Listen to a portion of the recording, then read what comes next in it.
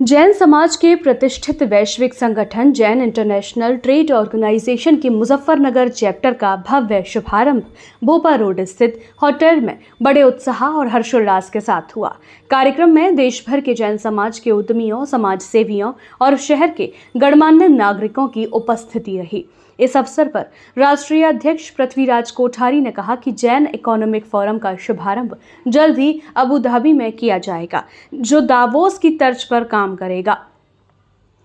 यह फोरम जैन समाज की आर्थिक प्रगति और नई उद्योग संभावनाओं की दिशा में कार्य करेगा। उन्होंने कहा कि JEF का उद्देश्य यह तय करना है कि आने वाले 10 से 20 वर्षों में कौन से उद्योग बढ़ेंगे और जैन समाज किस तरह से अपने युवाओं को उन सेक्टरों के अनुरूप तैयार कर सकता है। कोठारी ने बताया कि गोल्ड एंटरप्रेन्योर फोरम के माध्यम से समाज के कारोबारियों का डेटाबेस तैयार किया जाएगा, ताकि यह पता चल सके कि जैन समाज के लोग कौन कौन से व्यापार करते हैं और कहां पर हैं। उन्होंने आगे कहा कि JITO एजुकेशन ओलंपियाड का आयोजन किया जाएगा, जिसमें 6वीं कक्षा से छात्रों की भागीदारी होगी। इसमें से 50 बच्चों को JITO द्वारा अडॉप्ट किया जाएगा और उनकी पूरी शिक्षा की जिम्मेदारी संगठन उठाएगा। कोठारी ने बताया कि संगठन का उद्देश्य शिक्षा, स्वास्थ्य, आवास और व्यापार के क्षेत्र में समाज को सहायता प्रदान करना है। आज भारत में JITO के 87 और विदेश में 42 चैप्टर सक्रिय रूप से कार्य कर रहे हैं। मुजफ्फरनगर चैप्टर के पदाधिकारियों में अक्षय जैन को अध्यक्ष, शशांक जैन को उपाध्यक्ष, CA अजय कुमार जैन को मुख्य सचिव, राजीव जैन को संयुक्त सचिव और राजेश जैन को कोषाध्यक्ष नियुक्त किया गया। महिला विंग की अध्यक्ष आशिमा जैन, उपाध्यक्ष दिव्या जैन एवं नीना जैन, मुख्य सचिव अनुपमा। महिला विंग की अध्यक्ष आशिमा जैन, उपाध्यक्ष दिव्या जैन एवं नीना जैन, मुख्य सचिव अनुपमा जैन और संयुक्त सचिव शालिनी जैन बनी। युवा विंग में सम्यक जैन अध्यक्ष और आराध्य जैन मुख्य सचिव नियुक्त हुए। कार्यक्रम के मुख्य अतिथि उत्तर प्रदेश सरकार में राज्य मंत्री कपिल देव अग्रवाल रहे। विशेष अतिथियों में भाजपा नेता गौरव स्वरूप, नगर पालिका अध्यक्ष मीनाक्षी स्वरूप, रॉयल बुलेटिन के प्रधान संपादक अनिल रॉयल, मुजफ्फरनगर बुलेटिन के संपादक अंकुर दुआ, मुख्य विकास अधिकारी कमल किशोर कंडारकर समेत अनेक गणमान्य लोग शामिल हुए। JITO पदाधिकारियों ने सभी अतिथियों का शॉल ओढ़ाकर और पुष्प गुच्छ भेंट कर स्वागत किया। कार्यक्रम में मुंबई, गुजरात, मेरठ, दिल्ली, गुरुग्राम और फरीदाबाद चैप्टरों के प्रतिनिधियों ने भी भाग लिया। मंच से हिमांशु शाह, गणपत राज चौधरी, रमन जैन, ललित जैन, श्रीपाल जैन और हिमांशु जैन समेत कई सदस्यों ने अपने विचार साझा किए। कार्यक्रम के समापन पर अध्यक्ष अक्षय जैन ने कहा कि JITO मुजफ्फरनगर का उद्देश्य समाज के युवाओं को आगे बढ़ाना, रोजगार व व्यापार में जोड़ना और जरूरतमंदों को शिक्षा व आवास की सुविधा देना है। उन्होंने सभी उपस्थित लोगों का आभार व्यक्त किया। मुख्य सचिव CA अजय कुमार जैन ने समारोह की सफलता में योगदान देने वाले सभी समाज सेवियों अंकित जैन, पंकज जैन, आशीष जैन, नमन जैन, प्रवीण जैन, मनोज जैन, विपुल जैन और संजीव जैन का विशेष धन्यवाद दिया।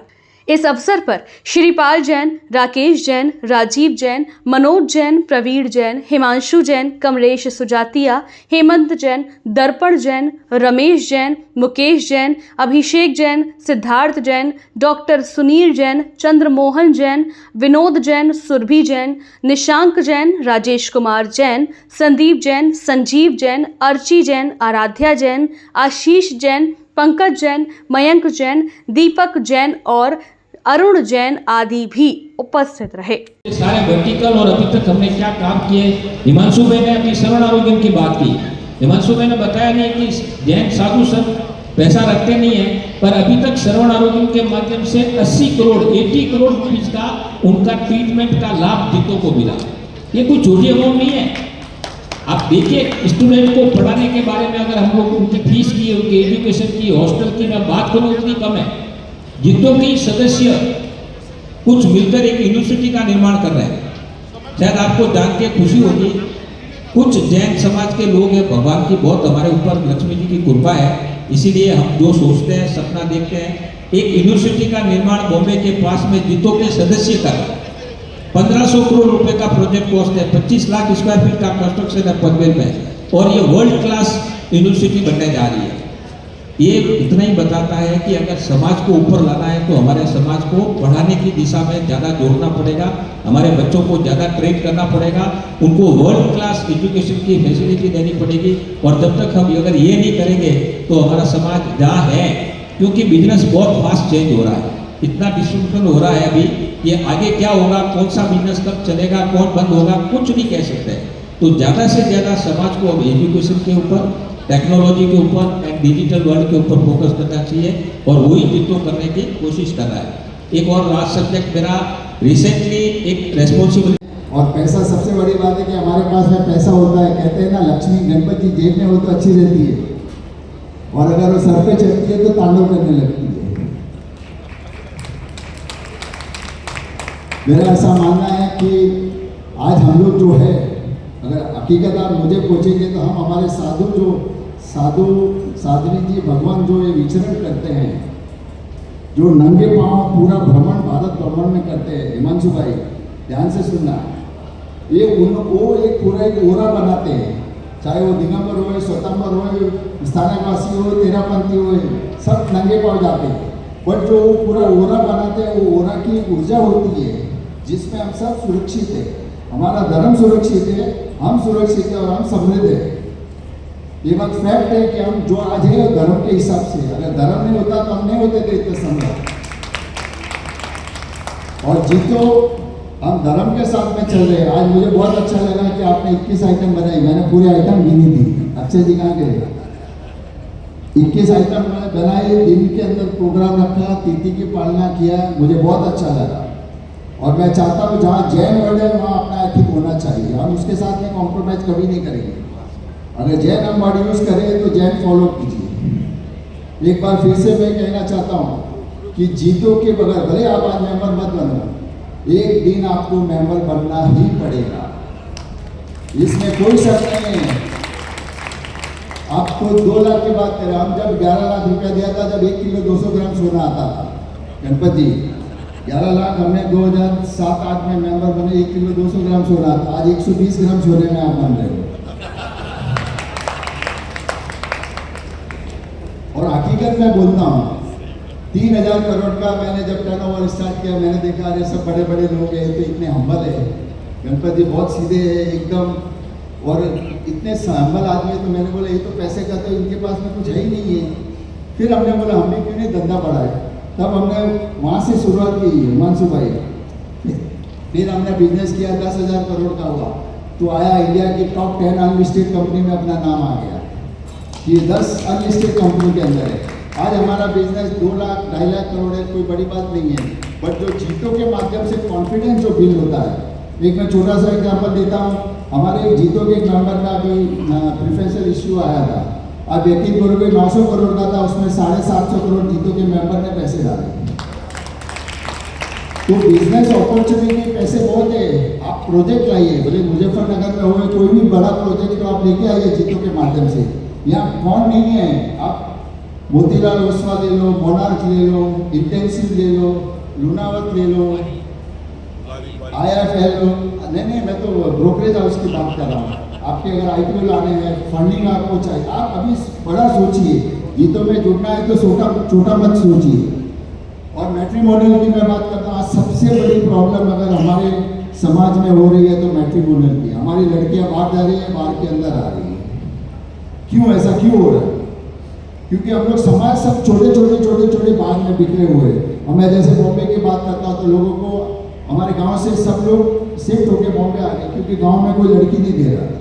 गांव में रहती है, गांव में बड़ी हो रही है, फिर भी कोई लड़की नहीं दे रही, पूरा माइंड सेट चेंज हो गया। तो हमको चाहिए कि कैसे मैट्रिमोनियल के साथ में जुड़े। लड़के लड़कियों की कमी नहीं है, पर हमारी सोच सही होनी चाहिए।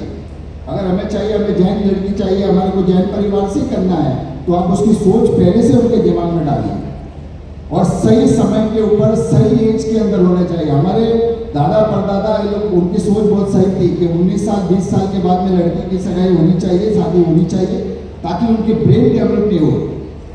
आज हो गया है कि 26 साल में पढ़ लिख के आती है, खुद का दिमाग लगाती है, क्योंकि उसके बाद में उसकी सोचने की शक्ति अलग हो जाती है, फिर वो अपने आप को समझती है। माँ बाप को कम समझते हैं और बाहर वाले को ज़्यादा समझते हैं। ये फैक्ट है, हर एक की ये प्रॉब्लम है। आपके घर में नहीं, हमारे सबके घर में यही है। हमारे घर में बाहर से आ रहे हैं, अंदर वाले बाहर जा रहे हैं, तो क्या होगा हमारे समाज का? आप सोचिए। हम लोग जैनों को मैं यही कहना लास्ट में चाहता हूँ कि हम सबको एक होना पड़ेगा। और मेरा ऐसा मानना है कि जब हम सब एक हो जाएंगे ना, तो जैन धर्म का परचम पूरी दुनिया पे लहराएगा। अभी भी मैं कहता हूँ, जैन धर्म जितना सक्षम है दुनिया में कोई धर्म नहीं है, और इसके पहले ना कोई धर्म था और नहीं है। इसके बाद में सिर्फ एक ही ये धर्म था जो स्टार्ट से एंड तक है। मैं यही आपसे कहना चाहता हूँ कि आप लोग जूतों में जुड़िए, आपकी नेक्स्ट जनरेशन को भी जुड़ाइए। आप शक्तियाँ पर बैठी, प्रधानमंत्री का बहुत स्नेह आपके प्रति रहता। महिलाओं को 33% आरक्षण तो राजनीति के अंदर भी देने का काम किया। महिला उद्योगों को लगातार बढ़ाने का काम हो रहा। महिला उद्योग बढ़ भी रही है, पार्टिसिपेट भी कर रही है, तो महिलाओं की भागीदारी यदि और अधिक बढ़े। अभी नारी वंदन का भी कार्यक्रम लगातार देश और प्रदेश के अंदर चल रहा। अंत में मेरा आप सबसे निवेदन है कि उत्तर प्रदेश का कोई विषय हो, सबके संबंध सबके साथ है, पर मुजफ्फर में होने के नाते, आपके भाई होने के नाते, आपका मित्र होने के नाते, कोई विषय ले लिया बताइए, मुझे पसंद ना हो। मैं जिस योग्य भी हूँ, यदि क्षमता मेरी है, कहीं का विषय हो, केंद्र का हो, प्रदेश का हो, चूंकि सब पॉजिटिव सेट माइंड सेट के लोग हैं, इसलिए आपका विषय पॉजिटिव ही होगा। मेरी अपनी ओर से आप सब जो मुजफ्फर के सवाल करते हैं, जहाँ के लिए सवाल जुड़े हैं, इस संस्था में जुड़े हैं, उन सभी से मेरी ओर से आप सबका हृदय से बहुत अभिनंदन है, बहुत स्वागत है। हमारे काम करती है तो उसका भी कूटनीति के माध्यम से हम जवाब देने का काम करते हैं, और झुकते नहीं अमेरिका के सामने, उसके सामने घुटने नहीं टेकते हैं, उसके सामने मिमियाते नहीं है। कि मित्रों, उसमें आपका भी योगदान है कि आपने उठाकर देश को देने का काम किया, आपका भी योगदान। पाकिस्तान जैसा देश जो लगातार हमले करता था, हमको ड्रामे का काम करता था, एक घटना अभी पहलगांव में हुई, तो हमारे 29 बहनों का सिंदूर छीनने का काम हुआ, उनको लौटा नहीं सकते, उन पर हम केवल उनके कष्ट में भागीदार हो सकते हैं। इतने से भी काम नहीं, लेकिन जिस प्रकार से हमारी दो बहनों के नेतृत्व में देश के नौजवानों ने उसका जवाब देने का काम, ऑपरेशन सिंदूर पर पूरी दुनिया को एहसास कराने का काम किया कि भारत किसी मामले में किसी कमजोर नहीं है, और हम आपको मिला के डाल करके बात भी कर सकते हैं और आगे निकालने का भी काम कर सकते हैं। ये पूरी दुनिया को संदेश दिया, एक भारत की ताकत दुनिया के साथ। मैं उत्तर प्रदेश में हूँ, आगे मुख्यमंत्री हो गया, सारी दुनिया में उनकी जगह का है। एक संदेश देने का काम कि प्रदेश के अंदर जब सर्वत्र विकास की धारा बह रही है, 35 लाख करोड़ के इन्वेस्टमेंट अभी उत्तर प्रदेश के इन्वेस्टर समिट में हो रहे। उद्यमों को लगातार बढ़ावा देने का हो रहा है, आपको लगातार इन्वाइट किया जा रहा है, उत्तर प्रदेश के इन्वेस्ट करिए, तो कर भी रहे। मुजफ्फर में भी जितना छोड़ा ये संपत्ति है, एक बड़े उद्यमी यहाँ पर हमारे सब यहाँ बैठे, जिनके पास बड़ी बड़ी यहाँ फैक्ट्री उद्योग है।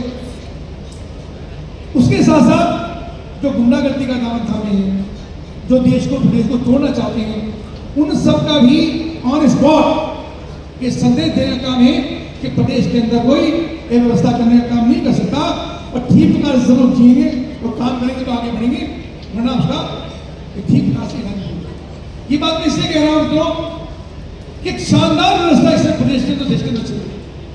आप सबका योगदान उसके अंदर है, अभी और अधिक योगदान सारे वर्टिकल और अभी तक हमने क्या काम किए। हिमांशु भाई ने अपनी श्रवण आरोग्य की बात की। हिमांशु भाई ने बताया नहीं कि जैन साधु संत पैसा रखते नहीं है, पर अभी तक श्रवण आरोग्य के माध्यम से 80 करोड़ रुपीज का उनका ट्रीटमेंट का लाभ जीतों को मिला। ये कोई छोटी अमाउंट नहीं है। आप देखिए, स्टूडेंट को पढ़ाने के बारे में अगर हम लोग उनकी फीस की, उनकी एजुकेशन की, हॉस्टल की मैं बात करूँ, उतनी कम है। जीतों की सदस्य कुछ मिलकर एक यूनिवर्सिटी का निर्माण कर रहे हैं। शायद आपको जान के खुशी होगी, कुछ जैन समाज के लोग हैं, भगवान की बहुत हमारे ऊपर लक्ष्मी जी की कृपा है, इसीलिए हम जो सोचते हैं, सपना देखते हैं, एक यूनिवर्सिटी का निर्माण बॉम्बे के पास में जीतों के सदस्य कर 1500 करोड़ रुपए का प्रोजेक्ट कॉस्ट है, 25 लाख स्क्वायर फीट का कंस्ट्रक्शन है पनवेल में, और ये वर्ल्ड क्लास यूनिवर्सिटी बनने जा रही है। ये इतना ही बताता है कि अगर समाज को ऊपर लाना है तो हमारे समाज को बढ़ाने की दिशा में ज़्यादा जोड़ना पड़ेगा, हमारे बच्चों को ज़्यादा ट्रेन करना पड़ेगा, उनको वर्ल्ड क्लास एजुकेशन की फैसिलिटी देनी पड़ेगी। और जब तक हम अगर ये नहीं करेंगे तो हमारा समाज जहाँ है, क्योंकि बिजनेस बहुत फास्ट चेंज हो रहा है, इतना डिस्ट्रीब्यूशन हो रहा है अभी, ये आगे क्या होगा, कौन सा बिजनेस कब चलेगा, कौन बंद होगा, कुछ नहीं कह सकते। तो ज़्यादा से ज़्यादा समाज को अब एजुकेशन के ऊपर, टेक्नोलॉजी के ऊपर एंड डिजिटल वर्ल्ड के ऊपर फोकस करना चाहिए और वही जितो करने की कोशिश कर रहा है। एक और लास्ट सब्जेक्ट मेरा रिसेंटली एक रेस्पॉन्सिबल FTA साइन कर रहा है, तो FTA का क्या बेनिफिट है? बहुत से लोग ले रहे हैं, बहुत से लोगों को नहीं ले रहे हैं, उनको पता नहीं चल रहा है, क्योंकि अभी टाइम चेंज हो गया है, कस्टम ड्यूटी 0% हो रही है हर जगह पे, हर आइटम की। तो FTA साइन करना है, FTA साइन करने के बाद उसके बेनिफिट क्या है? तो इंडोनेशियन गवर्नमेंट भी अपने को इन्वाइट कर रही है कि आप लोग यहाँ पे आइए, यहाँ पे आके आपकी इंडस्ट्री अगर ग्रोथ करनी है, हम लोग आपको सपोर्ट करेंगे। अगर आपको वहाँ पे कोई भी रिक्वायरमेंट है तो हम आपके साथ में काम करने के लिए तैयार हैं। तो मेरा आप सबसे भी रिक्वेस्ट है, जिसको भी अगर 24, 25, 26 अक्टूबर बाली 3 दिन का प्रोग्राम रखा हुआ है, अगर आना चाहते हैं तो आप रजिस्ट्रेशन करा के आ सकते हैं। उसके लिए बहुत ही एकदम फ्री चार्जेज है, कोई इतना खास कोई चार्जेज है नहीं है। इसके बाद में हम एक कर रहे हैं, अभी अपना जैनों का सेंसस नहीं है, अभी तक हमें पता नहीं कि हम लोग कहाँ पे हैं, कितने हैं, कैसे हैं। तो जीतो अपनी एक बार ट्राई कर रहे हैं कि गवर्नमेंट के तो अभी सेंसस आ रहे हैं, तो हम लोग चाहते हैं कि हम हमारे सेंसस में कैसे लिखे, अपन खुद एक जीतो के सेंसस में हम कितने हैं उसके बारे में भी जीतो बहुत कोशिश कर रही है। और इसमें जीतो एक अलग एक वर्टिकल बना के हमारे जैनों के सेंसस हम कितने हैं, हमारी जनसंख्या कितनी है, इसके बारे में हम लोग कोशिश कर रहे हैं। और बहुत जल्द हम लोग इसको कोई प्रोफेशनल को देना चाह रहे हैं कि इसको अपना एग्जैक्टली फिगर टू फिगर कितना हो। तो हम लोग इसके बारे में बहुत अच्छी कोशिश कर रहे हैं। और नई बात है कि हम लोग इस टाइम पे JTR जीतो टाउन रिप्रेजेंटेटिव, हमारे कमलेश जी ने बताया कि टाउन रिप्रेजेंटेटिव क्या है। एक्चुअल में हमारा ऐसा मानना है कि हम लोग, ऐसा लगता है कि सब जैन समृद्ध है, पर ऐसा है नहीं। हमारे अभी बहुत से ऐसे भाई हैं, मोर देन 50% भाई ऐसे होंगे जो एक रेखा के नीचे है। हमें चाहिए कि उनको कैसे सपोर्ट जीतो से मिले, कैसे हमारे जैन भाइयों को सपोर्ट मिले। तो हम लोग जीतो टाउन रिप्रेजेंटेटिव हर एक गांव में जाके हमारी उनकी जो रिक्वायरमेंट होती है, रिक्वायरमेंट इन द सेंस हमारे जितने वर्टिकल्स है उसके बेनिफिट्स उनको कैसे मिले, प्लस हमारे माइनॉरिटी के बेनिफिट्स है वो उन तक कैसे पहुँचे। क्योंकि माइनॉरिटी में आज सरकार हमें 5,000 से 10,000 करोड़ रुपए अलॉट करती है, बट हमारे लोग आज भी माइनॉरिटी के बेनिफिट्स नहीं ले रहे। तो कैसे उनको एक एक गांव के घर घर में जाके उनको पता चले कि जीतो क्या कर रहा है, उसका बेनिफिट कैसे हमारा, अगर उनका बिजनेस लोन चाहिए या उनको एजुकेशन लोन चाहिए या उनको बिजनेस लोन चाहिए, उसके लिए जीतो सब प्रोवाइड आपको करके देगा। तो ये हम लोग एक पहल कर रहे हैं जिसमें मध्य प्रदेश और राजस्थान, ये 2 स्टेट सामने से आके, मध्य प्रदेश 3 साल से कर रहा है, वहाँ पे उनको 390 ऑलमोस्ट रिप्रेजेंटेटिव मिल गए हैं। अभी राजस्थान में शुरुआत की है, उसके बाद में गुजरात और फिर महाराष्ट्र के अंदर। अगर आपके उत्तर प्रदेश में भी अगर कोई करना चाहते हैं तो जीतो वेलकम है। आप लोग आपकी टीम बना लीजिए और हर एक टाउन रिप्रेजेंटेटिव एक गाँव में जाके जैनों के बारे में पता चले। इससे क्या होगा, हमें हमारे सेंसस के बारे में भी पता चलेगा, जीतों के बारे में भी पता चलेगा और जुड़ भी जाएगा। भाई रमन भैया का जिन्होंने मेरे हाथ में ये जिम्मेदारी का कार्य सौंपा, मैं यहाँ पधारे सभी धर्म प्रेमी महानुभावों का हृदय से अभिनंदन करता हूँ, स्वागत करता हूँ। तीर्थंकर भगवंतों की कृपा से हमको जो भी धर्म, अर्थ, काम, मोक्ष का मार्ग प्राप्त हुआ है, यह समाज की ही अनुकंपा है और आज तक वह चला आ रहा है। और इसी मार्ग को आगे बढ़ाते हुए मैं वर्तमान की समाज का कर्तव्य है कि संगठित होकर जो हमारे सामाजिक परंपराएं हैं उनका वर्तमान में प्रसार करें, ताकि आने वाले भविष्य में यह परंपरा सदा चलती रहे। इसी भावना के साथ जीतों का संगठन बना है, जिसका मूल आधार हमारा महामंत्र नमोकार है। हमारी संस्था का मूल उद्देश्य है कि हम पूरे विश्व के जैन समाज को एक धागे में पिरोकर अपनी आवाज़ बुलंद करें और अपनी वर्तमान और आने वाली पीढ़ी को अपने मूल सिद्धांतों से जोड़ें और आपस में सबका एक ऐसा रिश्ता बनाएं कि मेरा अमेरिका में बैठा हुआ भाई अगर जैन भाई आधी रात को आवाज़ लगाए तो हिंदुस्तान के सभी कोनों में उसके सहयोगी हों। जीतो परिवार की भावना को लेकर मुझे जो अपने शहर के जैन समाज का प्रेम मिला, सहयोग मिला और हौसला मिला, मैं आप सबका हृदय से आभारी हूँ और समाज के इस कल्याण और एकता के लिए इस शुभ कार्य में सहयोग की आशा करता हूँ। आप सभी के असीम प्रेम के लिए आपका हृदय से आभार। जय जैन इंटरनेशनल ट्रेड ऑर्गेनाइजेशन अपने आप में एक ऐसी संस्था है जो केवल भारत में ही नहीं पूरे विश्व में हमारे जैन ध्वज को फहरा रही है।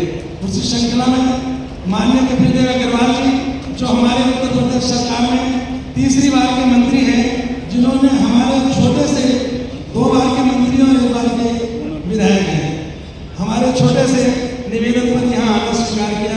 और जैसे कि हमारा एजुकेशन पर जितों पर बहुत ज़्यादा फोकस है, उसी श्रृंखला में पूरी उत्तर प्रदेश सरकार में माननीय योगी जी से ये एक ऐसा इंस्टीट्यूट यहाँ पर लाए हैं जो ITI के बाद CIIIT 226 करोड़ रुपए की योजना कंपनी बाग के सामने अभी 4 दिन पहले शिलान्यास हुआ है जो एजुकेशन से संबंधित है।